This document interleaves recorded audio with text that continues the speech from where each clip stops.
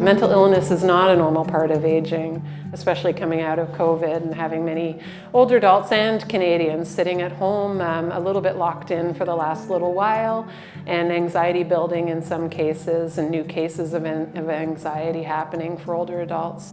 So our project has a few objectives and goals. I guess the main goal is to get the word out about mental health and mental illness among older adults.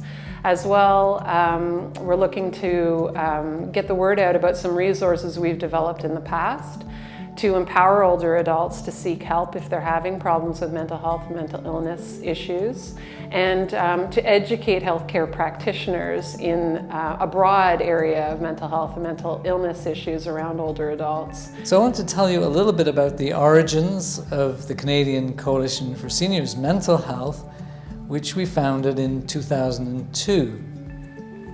Initially, it was a project of the Canadian Academy of Geriatric Psychiatry, and we decided that it would be a good idea to bring stakeholders together from across Canada to focus on the challenging issue of seniors' mental health.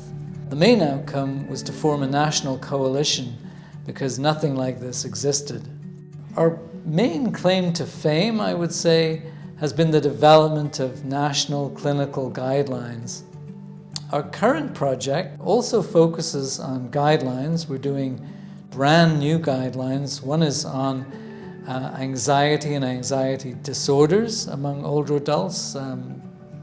This has never been done before. I'm very excited because that's a piece that we have been missing that is very, very important, especially coming out of COVID and having many older adults and Canadians sitting at home a little bit locked in for the last little while, and anxiety building in some cases and new cases of anxiety happening for older adults. We're also going to produce a guideline that focuses on a critical issue of the behavioral issues associated with dementia. We're excited to be able to address that because those are psychological issues that affect older adults when they're living with dementia, and those issues can sometimes be among the most difficult parts of living with dementia, especially for caregivers and loved ones that start to see that their loved ones are sometimes acting a little bit differently and have some personality shifts and can sometimes have a hard time managing with those things. So we're excited to develop some resources to help. This project's going to give us an opportunity to get the word out more about substance use disorders among older adults, including things like cannabis use, alcohol use, the use of benzodiazepines, which are sedatives that are prescribed often to older adults to help with sleep, and opioids, which are often prescribed to older adults to help with pain.